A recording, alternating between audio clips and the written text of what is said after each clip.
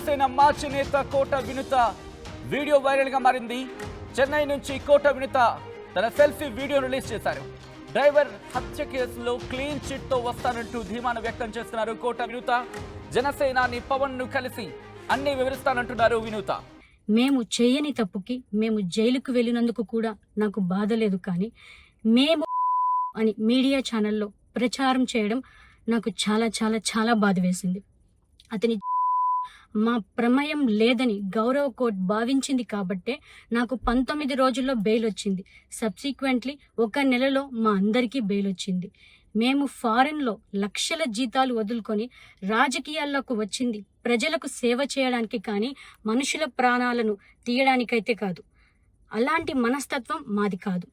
ఈ కేసులో మాకు ఎలాంటి సంబంధం లేదని గౌరవ కోర్టులో మేము నిరూపించుకొని క్లీన్ చీట్తో తప్పకుండా ఈ కేసు నుండి బయటకు వస్తాం. ఈ కేసు చెన్నై కోర్టులో విచారణ ఉన్నందున నేను ఈ కేసు గురించి ఇంతకు మించి మాట్లాడకూడదని మా లాయర్లు నన్ను సూచించారు.